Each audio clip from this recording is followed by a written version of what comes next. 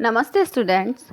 आज हम सीबीएसई कक्षा 10 का पाठ 2 राम लक्ष्मण परशुराम संवाद पढ़ेंगे। यह रामचरितमानस के बालकांड से लिया गया एक अंश है। इसमें सीता स्वयंवर का वर्णन है।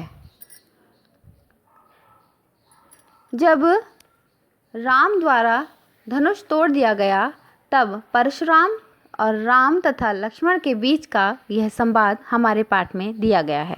तो चलिए पढ़ते हैं अपना पाठ। नाथ शंभुधनु भंजनी हारा। हे नाथ, नाथ कहा जाता है स्वामी को। हे स्वामी, शंभुधनु, शंभु भगवान शिव का पर्यायवाची है। शंभुधनु यानी शंभु का धनुष। भंजनी हारा, तोड़ने वाला।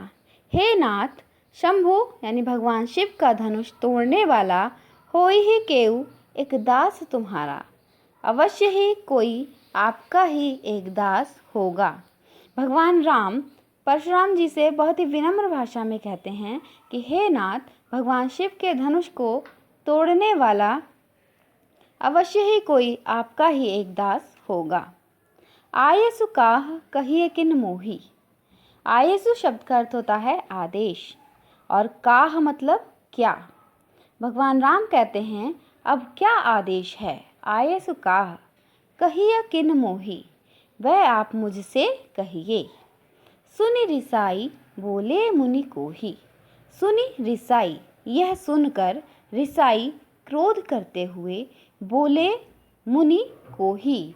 मुनि कोही, कोही मुनि कहा गया है ऋषि परशुराम जी को। यह सुनकर क्रोधित होते हुए क्रोधी स्वभाव के मुनि बोले, सेवक सो जो करे सेवकाई। सेवक सो, सेवक वो होता है जो करे सेवकाई। सेवकाई यानी सेवा का कार्य, सेवा। सेवक वो होता है जो सेवा करता है। अरि करनी करी करिय लड़ाई। अरि करनी यानी अरि शब्द का अर्थ होता है दुश्मनी, अरि शब्द का अर्थ होता है दुश्मन और अरि करनी का अर्थ होता है दुश्मनी। अरि करनी करी, जो दुश्मनी करता है, करिय लड़ाई, उससे लड़ाई ही की जाती है। सुनहु राम जेहि शिव धनु तोरा। परशुराम जी कहते हैं हे राम सुनो। सुनहु राम, हे राम सुनो, जेहि जिसने शिव धनु तोड़ा, यह शिव का धनुष तोड़ा है। सहस बाहुसम सो रिपु मोरा। रिपु मीन्स शत्रु। वह मोरा मतलब मेरा, वह मेरा सहस बाहु के समान ही शत्रु है। बच्चों, सहस बाहु कौन था? सहस बाहु एक पुराने समय में एक राक्षस हुआ था जिसको 1000 भुजाओं का वरदान प्राप्त था, जिसको परशुराम जी ने जिसका वध कर दिया था।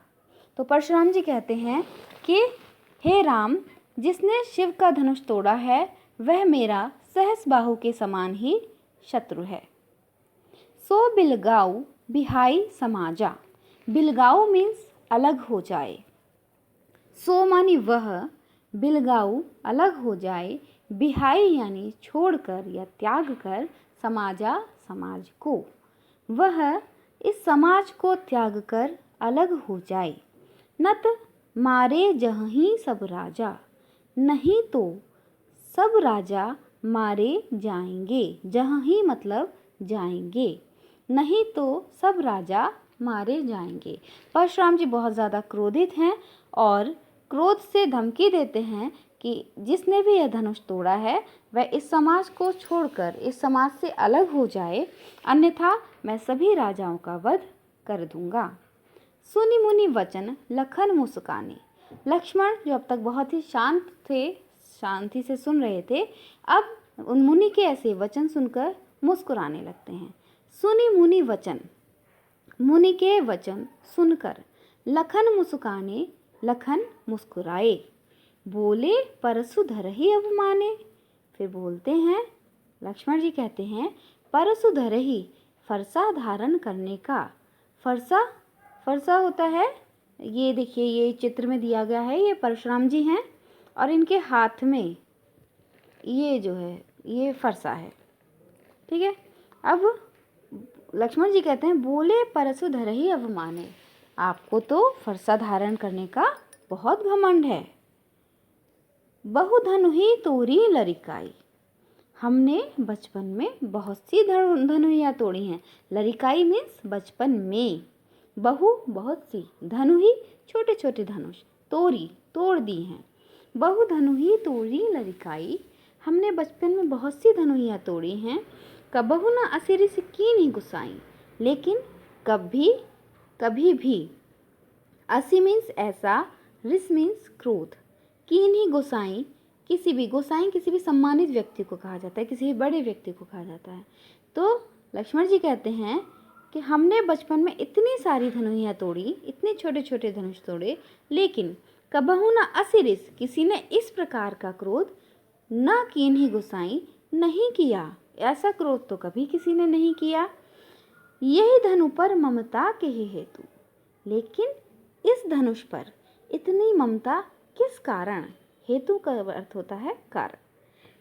लक्ष्मण जी पूछते हैं कि इस धनुष पर ममता किस कारण, इस धनुष पर इतनी ममता क्यों है।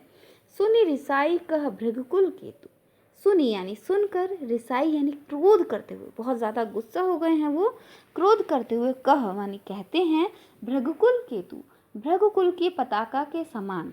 भृगु बच्चों, इनके जो परशुराम जी हैं, इनके पिता का नाम भृगु है। तो भृगुकुल के केतु के समान, भृगुकुल की पताका के समान जो हैं परशुराम जी, वह बहुत ही क्रोध करते हुए यह कहते हैं। आगे दोहा है जिसको हम पढ़ेंगे। रे नृप बालक काल बस, बोलत तुहि न संहार। हे राजपुत्र, काल बस मृत्यु के बस में होकर, नृप मानी राजा, बालक मानी पुत्र। हे नृप बालक, हे राजपुत्र, काल बस मृत्यु के बस में होकर, बोलत तुहि, तुझे बोलने की सुध नहीं है।